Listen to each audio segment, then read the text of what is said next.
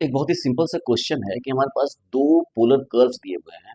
तो यदि वो इंटरसेक्ट कर रहे हैं तो उनके बीच का एंगल क्या होगा। तो उससे रिलेटेड आज का टॉपिक है angle of intersection of two polar curves.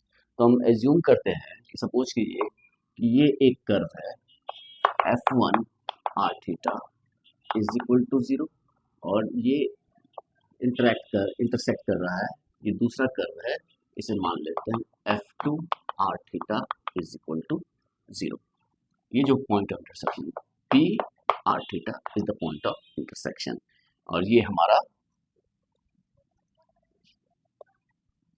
पोल है P और ये हमारा पोलर एक्सिस है PX। तो यहाँ से हम टेंजेंट ड्रॉ कर सकते हैं, इसके ऊपर टेंजेंट ड्रॉ करते हैं और इसके ऊपर टेंजेंट ड्रॉ करते हैं। तो ये जो टेंजेंट्स हैं P, जो पहला कर्व है इसको T1 एज्यूम कर लेते हैं, इसको मान लेते हैं T1 और इसे मान लेते हैं T2। और ये जो P है, P से हम ज्वाइन करते हैं O को। तो OP हमारा रेडियस वेक्टर है R और ये जो एंगल है दिस इज थीटा।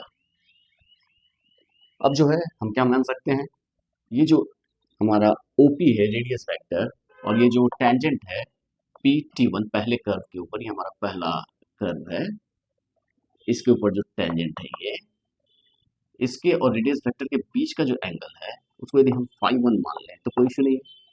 और दूसरा जो टेंजेंट है PT2, ये दूसरा जो कर्व है दिस इज दिस वन, इसके और रेडियस वेक्टर के बीच का जो एंगल है इसको हम φ2 एज्यूम करते हैं तो कोई इशू नहीं है।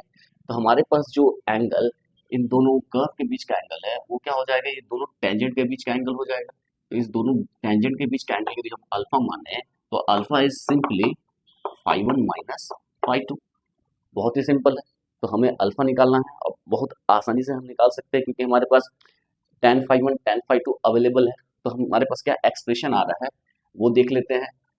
ये जो रिलेटेड टर्म्स हैं वो लिखना ज़रूरी नहीं है। यदि हम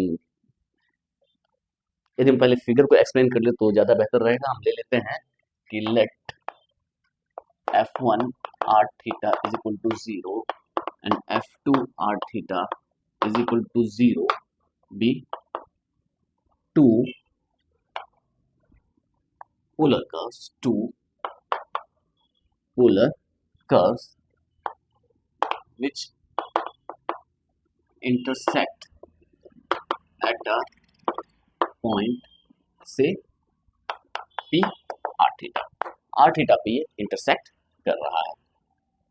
अब जब इंटरसेक्ट कर रहा है तो हमने फ्रॉम P जो हमें ड्रॉ कर लेते हैं tangent. From P we draw tangents PT1 and PT2 to the curves F1 r theta is equal to 0 and F2 r theta is equal to 0 respectively। हमने दो टेंजेंट ड्रॉ कर दिया। join the radius vector OP, let the angle between the radius vector OP with tangents PT1 and PT2 be φ1 and φ2 respectively. Let alpha be the angle between the curves, then alpha is equal to φ1 minus φ2. Clearly, tan alpha is equal to tan φ1 minus φ2 which is tan phi 1 minus tan phi 2 upon 1 plus tan phi 1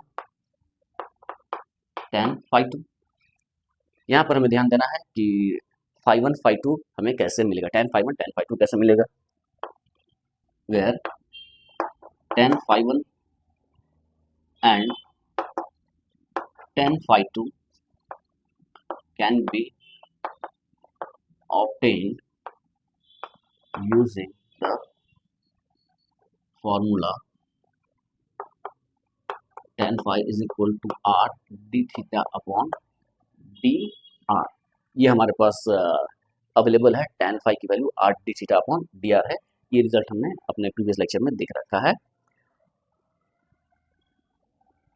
for the curves f1 r theta is equal to 0 and f2 r theta is equal to 0, ये दोनों से हम आसानी से निकाल सकते हैं। तो ये तो बहुत ही सिंपल सा एक्सप्रेशन हो गया। यदि हमारे पास इसी में हमारे पास यदि f1 r theta f2 r theta का स्पेसिफिक फॉर्म हो तो इसका फॉर्म और अच्छे ढंग से एक्सप्रेस हो सकता है। उसके ऊपर आते हैं। इफ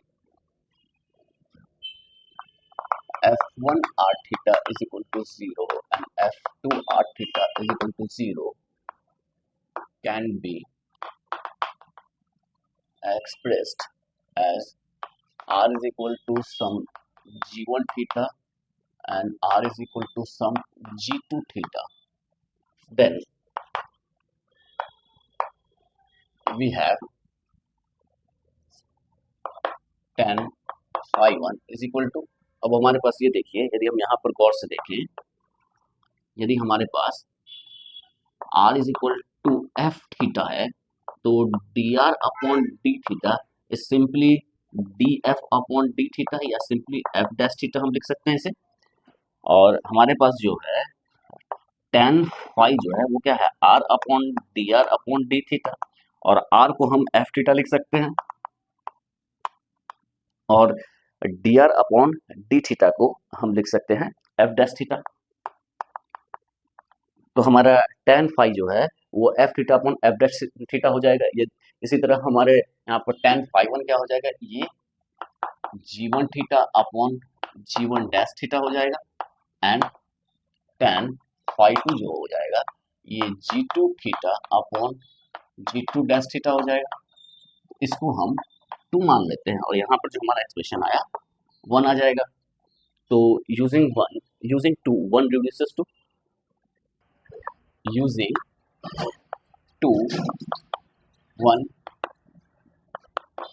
takes the form, कैसा रूप ले लेगा ये हमारे पास आ जाएगा tan alpha is equal to tan phi 1 g1 theta upon g1 dash theta minus g2 theta upon g2 dash theta whole upon 1 plus g1 theta g1 dash theta g2 theta g2 dash theta g2 prime theta. अब हम इसे LCM लेके नीचे cancel out कर देते हैं तो ये हमारे पास क्या आएगा, यहाँ पे ध्यान देना है कि g1 dash theta g2 dash theta not equal to 0। यहाँ पर हमने कंसीडर किया है कि g1 dash theta is not equal to 0, g2 dash theta is not equal to 0। ये कंसीडर किया तभी हम ये फॉर्मूला लगा पाएंगे। तो यहाँ पर क्या हो जाएगा, this is simply g1 theta g2 dash theta minus g1 dash theta g2 theta upon g1 theta g2 theta plus g1 dash theta g2 dash theta. ये हमारा tan अल्फा की वैल्यू हो गई। ये बहुत ही सिंपल है। तो alpha is equal to tan inverse of this quantity, ये हमारा और एक सिंपल सा रिजल्ट एक अच्छे फॉर्म में आया। लेकिन ये हम सिचुएशन कब हैंडल कर पाएंगे, जब हमारा curve r is equal to g1 theta और r is equal to g2 theta के फॉर्म में लिखा हो, तभी हम ये फॉर्मूला यूज कर पाएंगे। यदि ऐसा ना दिया हो, यदि हमारे पास f1 r theta is equal to 0 f2 r theta is equal to 0 हो, तब फिर हमें ये सिचुएशन यूज करना पड़ेगा tan phi 1 minus tan phi 2 1 plus tan phi 1 tan phi 2, जहाँ पर tan phi is equal to r d theta upon dr, यानी कि इससे हम डिफरेंशिएट करेंगे, यहाँ से dr अपॉन d थीटा निकालेंगे और उसकी वैल्यू हम tan उसके यूज से आर डी सीटा अपॉन डी आर निकल के tan फाइव निकल जाएगा हमारे पास। तो ये बहुत ही सिंपल सा सेक्शन था। तो हम इसके ऊपर यदि क्वेश्चन करें तो ज़्यादा अच्छा होगा। अच्छा, इसमें एक और नोट कर लेते हैं, इसमें नोट ले लेते हैं। अब यदि ऊपर जीरो हो तो ये टोटल क्वांटिटी को जीरो हो जाएगा, यदि टोटल जीरो हो जाएगा तो अल्फा की वैल्यू जीरो हो जाएगी। यानी कि if g1 theta g2 dash theta minus g1 dash theta g2 theta is equal to zero, या फिर इसी को हम क्या ले सकते हैं, इक्वल टू जीरो लेंगे तो रेशियो लेंगे, और रेशियो लेंगे तो g1 theta upon g2 theta ये हो जाएगा g1 theta upon g2 theta is equal to ये हो जाएगा g1 prime theta upon g2 prime theta. तो यदि ये हो then the two curves touches at P R theta, तब ये जो दोनों कर्व है वो एक दूसरे को टच करेंगे।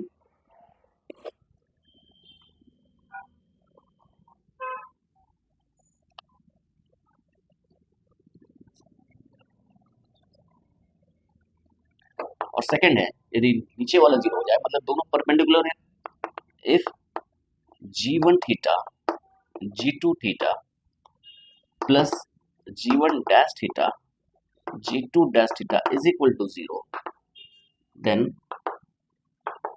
The two curves are perpendicular